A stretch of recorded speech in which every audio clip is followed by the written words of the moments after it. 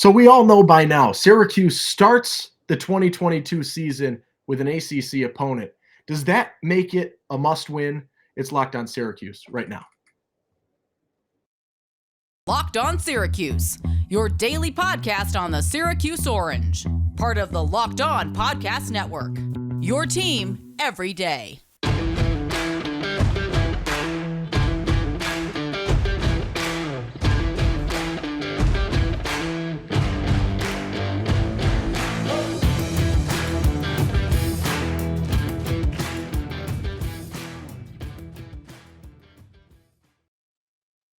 What's up? What's happening? Happy Thursday, Matt Bonaparte, Owen Valentine. Thank you for making Locked On Syracuse your first listen every day. We're free and available wherever you get your podcasts. And I'd like to thank LinkedIn Jobs for being the official college football recruiting sponsor across the Locked On College Network. LinkedIn Jobs helps you find the candidates that you want to talk to faster. Post your job for free at linkedin.com/lockedoncollege. Terms and conditions apply. So we look at Syracuse. We look at the schedule that they have to deal with this year. And we've talked about it in the past. There is a slate that was crafted by Satan himself, made to put Syracuse through the ringer coming off the bye week. NC State, Clemson, Notre Dame, and Pittsburgh, and you play them back to back to back to back.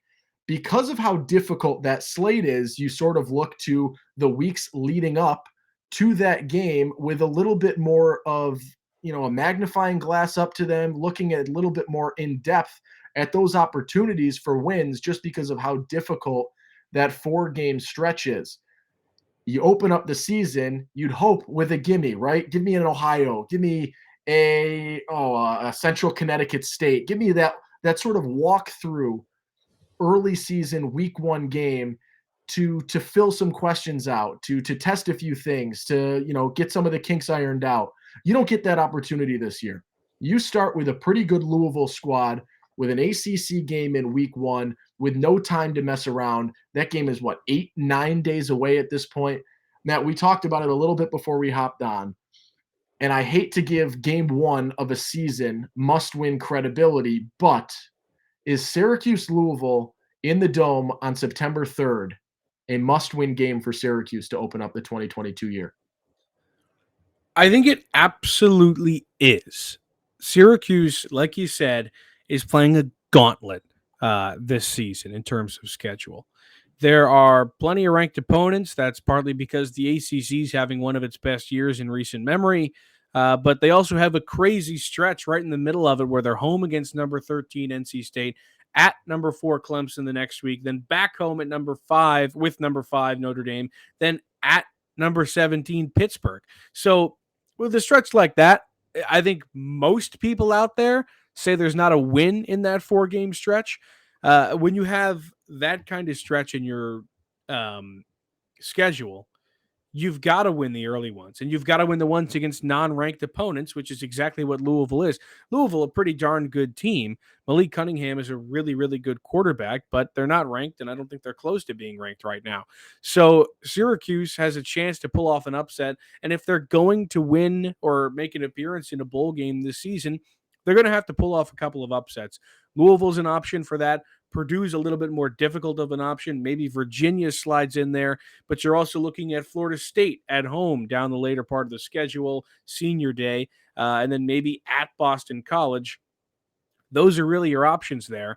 But if you're going to get to that 6-win mark, which Dino Babers looks like he really needs, or maybe not with that $10 million figure that we all heard about in terms of a buyout, they're going to need a win against Louisville in week 1. And this is also the kind of story that comes out of a bit of an upset, because Syracuse, like we all know and are reminded of by people like me, have not scored more than a combined 3 points against the Cardinals in 2 seasons.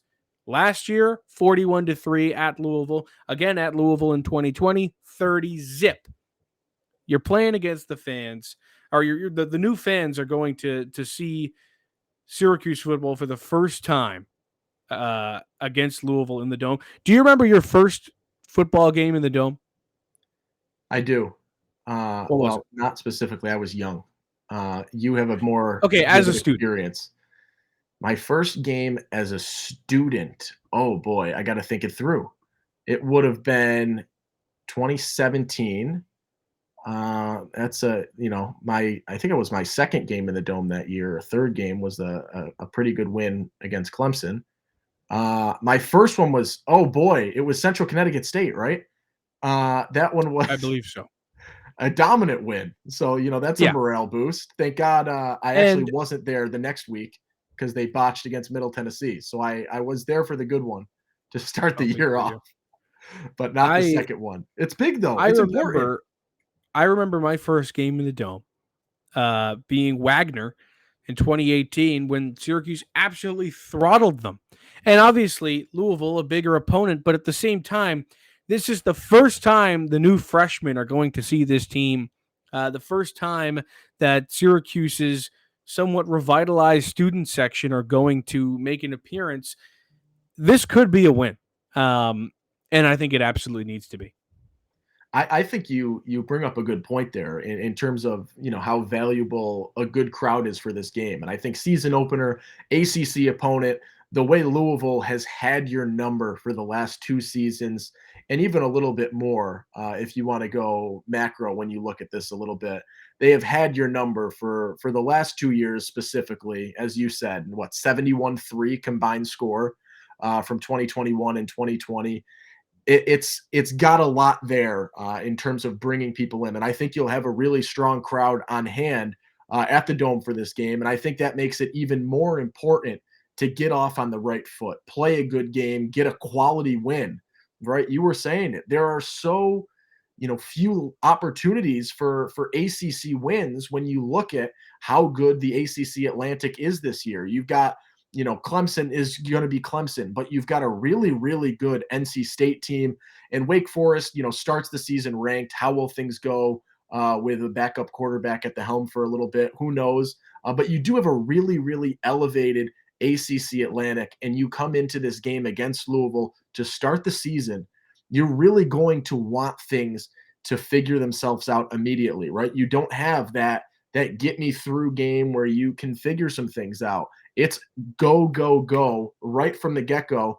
And you've got to play a good Louisville team. It's not a cakewalk, right? They're better. They, have a top 50 quarterback in Malik Cunningham, I believe.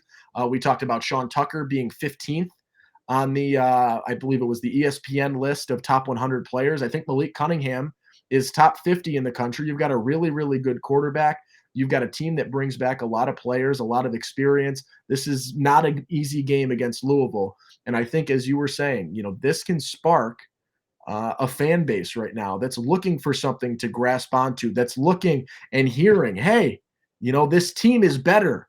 The players there are better. There are some NFL caliber players. There is some star power on this team.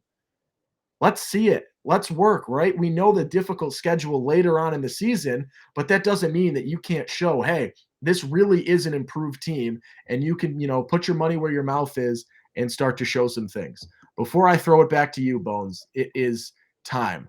As you gear up for fall, you need the right people on your team to help your small business fire on all cylinders. LinkedIn Jobs is here to make it easier to find the people you want to talk to faster and for free. Start this off here. Create a free job post in minutes on LinkedIn Jobs to reach your network and beyond to the world's largest professional network of over 810 million people. Then you can add the job and the purple hiring frame to your LinkedIn profile and spread that word that you're looking to hire someone so your network can help you find the right people to hire. Simple tools like screening questions make it easy to focus on candidates with just the right skills and experience so you can quickly prioritize who you'd like to interview and hire.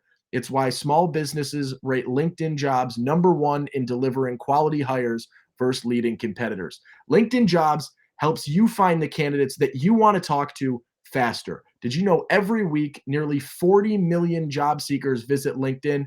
Post your job for free at linkedin.com/lockedoncollege. That's linkedin.com/lockedoncollege to post your job for free. Terms and conditions will apply. Thanks again for making Locked On Syracuse your first listen every day. The ultimate college football preview is here. A 7-episode preview with college experts, local team experts, and Odyssey college football insiders. It's everything you need to be ready for college football season in one spot. Search for Ultimate College Football Preview on your Odyssey app, YouTube, or wherever you get your podcast. Bones, we're talking Louisville. We're talking the importance of a season opener and a season opener win for Syracuse and bringing fans in and starting this season on the right note.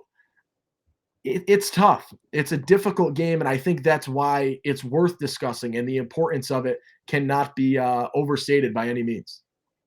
Absolutely. Like I said, you've got a tough schedule, and it's not going to be easy.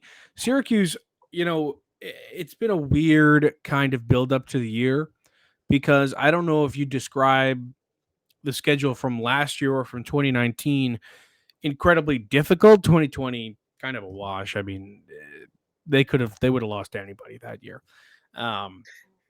But this year, I think this is the most difficult schedule they've had for a while. Yeah, no question. And I also think it's the best roster they've had for a while. Stephen Bailey on the podcast said that yesterday, said that this roster is definitely up there in the last 10 years. He said you could put this year's top 10 with 2018. He said there's a conversation. I think he's right. Absolutely. Yeah. I mean, you have a better running back this year than you did in 2018, a worse quarterback, worse wide receiver room, but the defense is really darn good. Not saying they're better than 2018, but I am saying they're up there, and there's some contention. Yeah. There's a conversation that could be had. Yeah. So I don't know. It's a really tough kind of thing because they're going to be playing a lot of difficult teams, but I also think we're going to know what kind of team Syracuse is going into the Wagner game, going into the fourth week of college football. Louisville, I mean, like I've always said, week one of any football season, whether it's the college season or the NFL season, anything can happen. Anybody can win. You don't know exactly what you're going to get. You're going to get a glimpse at guys and see who's ready to play, see who's not, what kind of schemes everybody's running and everything. But I don't think you're going to know the personality of this team until they play Virginia in week 4 and go into Wagner in week 5. Then you'll kind of know, okay, is this team capable of going out there and actually beating tough teams like the next gauntlet that they have, NC State, Clemson, Notre Dame, Pitt? Is that even a possibility? Or are they going to lay down and just get trampled 4 games straight from teams that they have no right playing? So Louisville, regardless, is a big win because let's count them. The winnable games on this schedule, I'll start at just non-ranked teams that aren't cupcakes. So Louisville, Purdue, Virginia, Florida State, Boston College. So you've got 5 teams that are potentially wins. And then you've got the 2 cupcakes. So if you win all those games and the 2 and the Wagner and the UConn, you have 7 wins. Are you going to win all those games? Likely not. You're Syracuse at the end of the day. You're probably at least losing to Purdue. And Florida State, Boston College, and Virginia and Louisville aren't exactly easy teams to beat. So my point is, upsets are going to have to occur if Syracuse is going to hit that 6-win mark. It's not going to be easy by any stretch of the word. No, I mean, you're predicted to finish last in the ACC Atlantic, which means any conference win is pretty much an upset. You're going to have to win games you're supposed to lose. You are going to have to compete with teams that it might be a little bit better than you. And I think that's how you're going to have to snag a few of the wins this year if you're going to be able to grab them. It's a difficult schedule. You look at, the past and sort of the value of being able to get that week 1 sort of cakewalk game.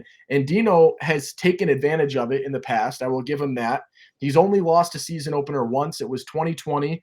And it just so happens to be the only other time in his tenure where he has opened up the season against an ACC opponent. So that is something that, you might want to consider. It's a 31-6 loss in 2020. You could also chalk that up to the fact that it was the 2020 Syracuse football season, where a lot of people just want to brush that aside and don't want to look at it. But it was the last time that Syracuse has opened a season, and the only time under Dino where Syracuse opened with an ACC opponent. That was the only season opener loss he's had. He's 5-1 so far in the career. And when you look, further back, and I think it's important to look, when we talk about this first game being against an ACC opponent and a good ACC opponent, how Syracuse has fared in their first conference game of the year under Dino. And this is where I found the more important stat is that Syracuse has only won their ACC opener one time under Dino, and that was against Florida State in 2018. So that's your flash in the pan season where you are, a top tier contender. And I think, as Dino said in his press conference the other day, you're a 95-yard touchdown stop away or drive stop away from being an ACC Atlantic winner that year. So that's Crazy your to flash in believe the that that's pan. where they were. Yeah, it is. And it is crazy to even look at, the decline since then. But Syracuse has not won an ACC opener outside of 2018 under Dino Babers. And Syracuse has struggled in the ACC under Dino Babers. Dino's 15-35 career in conference play. Only one time in his career has he had more than 2 conference wins. This Louisville game is really important, not just for this season, not just for, gathering fans and support from the Syracuse faithful. This is important for Dino's job and his legacy and his job security and a lot of other things. This is a really, really important game for a number of different reasons. And I think that's why you're going to see fans, media, other people really, really looking at this game and how Syracuse comes out. And the result of this game could have a lot to, could have a large implication on the remainder of this season. Yeah, and I don't know if you saw, but he had a great Dino had a great response, and he doesn't usually have great responses in press conferences, but he had a great one to when somebody asked him about, hey, you're picked last in the ACC again. How does that make you feel going into the year? Do you ignore it? Do you use it to motivate you? He was like, when I was coaching my first job, I was picked last every single year. We went undefeated. Then the next year, they said we wouldn't win the championship. We won the championship. Then they said we wouldn't win the conference. We won the conference. Then I got my next job. Same thing happened. Now I'm here. Then, like you said, he said 95 yards away. And he said status quo, business as usual, or something like that. Yes. Which I thought was actually like such a baller response. So I love it kudos when to he Dino answers on that one. questions. Yeah, I that love was it when great. he actually answers a question. It's amazing. Yeah, that was a great answer. So I mean, I think it's like really become difficult to root for Dino, and a lot of people in the fan base hate him and want him gone, whatever. I'm one to just think like be realistic about the situation, right? Like Dino's not going anywhere. I don't care what No. happens. Like he's not going anywhere. And people have to get that through their heads. It's just not going to happen no matter how many websites tell you he's on the hot seat or the odds tell you he's the next guy gone or collegefootballcoach.com says he's the first guy on the hot seat. It doesn't matter. He's not going anywhere. So I think why not try to root for the guy? Yeah. And that's something that kind of got me behind him. Being like, okay, that's the coach of this team. That's the coach of my team, man.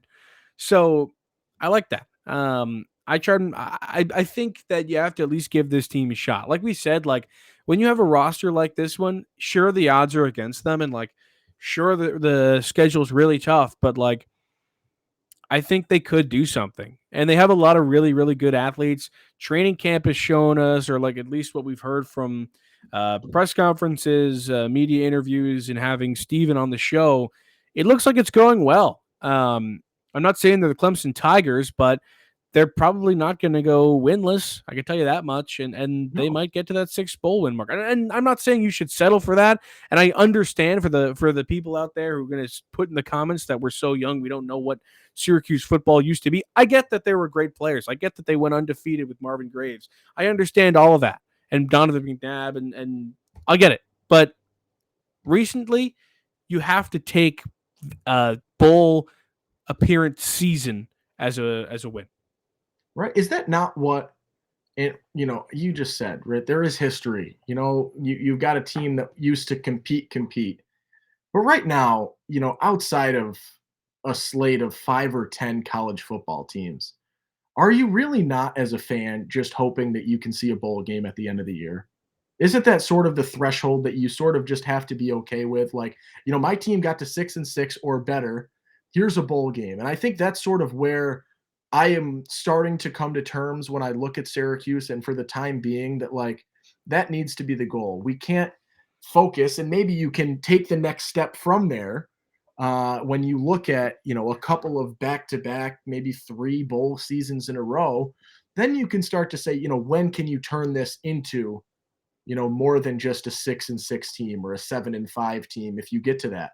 But I think right now you really just I think for the majority of fans at this point, if you told them that at the end of this season, Syracuse is playing in a bowl game, I would say you're insane to not be satisfied with that. I think that should be beyond satisfaction right now.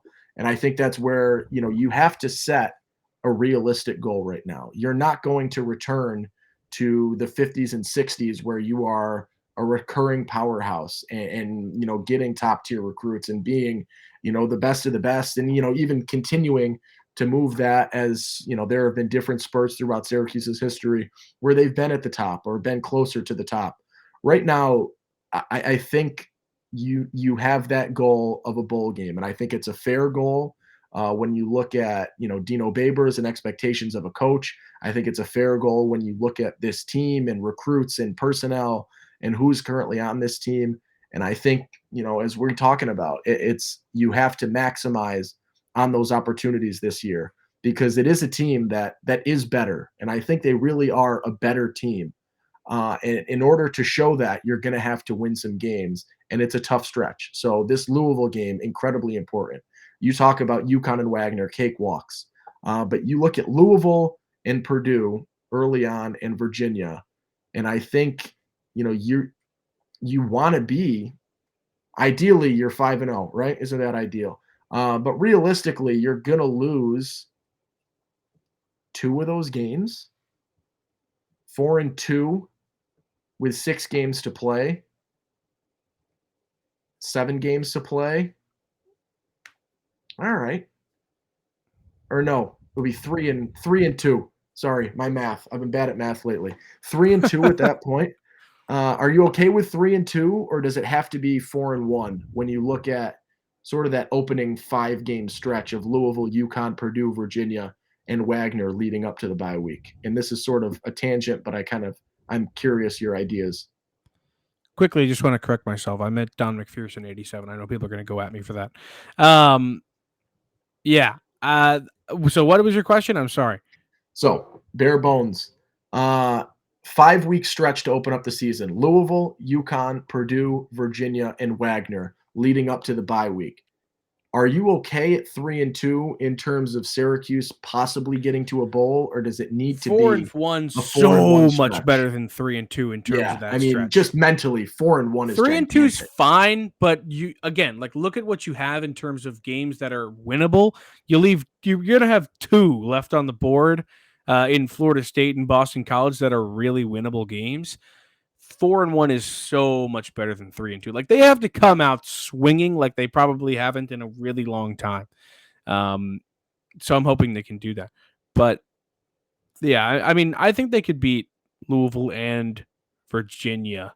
I don't know about Purdue. I think Purdue's a pretty darn good team. I don't know but enough Wagner, about Purdue UConn, Louisville, and Virginia are doable. They are. And maybe Syracuse snags a win in there that maybe they're. But I'm excited to watch a real football team this year. I think you have to understand last year Sterling Gilbert just trying to make offense around a guy who just did not fit the scheme was so just brutal and broken. And now you have a guy who's coming in and able to mold the system around Garrett Schrader. You don't have to deal with that. Robert and I knows what he came in with. He came in having a plan around Garrett Schrader. And have we heard that's a lot about passing? Sure. But at this point, you kind of have to just trust him blindly and say, okay, let's see where this goes. So I think there's at least that to look forward to. And again, they're going to put the ball in Sean Tucker's hands just as much as they possibly can. And hey, Syracuse, we know Dino Babers loves to throw off other coaches and whatnot. Maybe they're just saying that because they want Louisville to think they're going to be passing the ball a bunch. And really, Sean Tucker's going to carry the ball 400 times. Yeah. Who knows? And what we do know is that Garrett Schrader and Sean Tucker can run the football. So when you know that you got 2 guys that run the football pretty darn well, maybe you do focus on passing because that passing is only going to help complement the run game. You've got two good runners. You've got an O-line that helps your run game pretty well. One of your best O-lines in recent history. I think Stephen Bailey said the best O-line outside of 2018. It's a good O-line for the run game, and you can run. So why wouldn't you work on passing and improving the ability to pass? Because you're only going to be able to improve your run game if you can pass the ball. I think we've ended this episode with a good chunk of optimism, and I hope that stays and continues to go, because I think we really do want the best for this team. We want them to come out and win this first game against Louisville because of how important it is for Syracuse to get a first win and a first conference win this time around. Will they do it? We will not know. We'll have more Louisville content coming up in the 9 days before Syracuse opens things up in the Dome on September 3rd. Until then, there's more ACC content. There's more Louisville content involved in the ACC. Get more on the ACC by making Locked On ACC your second listen every day. Host Candace Cooper and the local experts of Locked On take you across the ACC in 30 minutes. Make Locked On ACC your second listen. Locked On ACC. We finish up today. Syracuse, Louisville. It's a must win in our eyes. If you disagree, let us know. Disagree with us. It's okay. Let me know. Until then, we leave you. Matt Bonaparte. I'm Owen Valentine. We'll catch you on Friday.